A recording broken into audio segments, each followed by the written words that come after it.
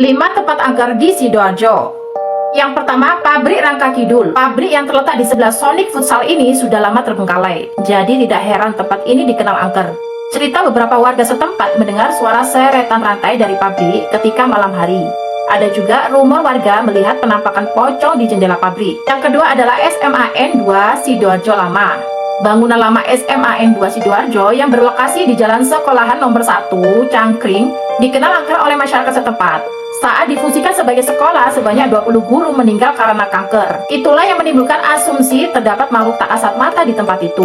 Selain itu, berdasarkan cerita yang beredar, di bangunan lama SMAN 2 Sidoarjo banyak yang mengalami kesurupan sehingga aktivitas sekolah dipindahkan. Yang ketiga adalah Museum Empu Tantular. Tempat wisata bersejarah yang satu ini juga dikenal sebagai salah satu tempat angker oleh masyarakat Sidoarjo.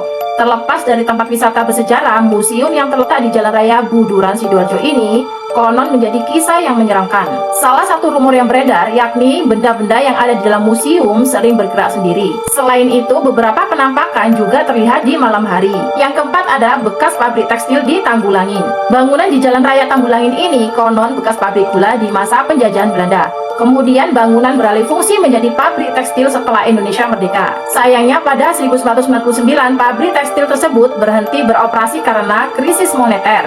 Sejak saat itu bangunan terbengkalai dan memberikan kesan angker karena kondisinya kumuh. Konon ada warga desa lain yang melihat penampakan di bangunan ini.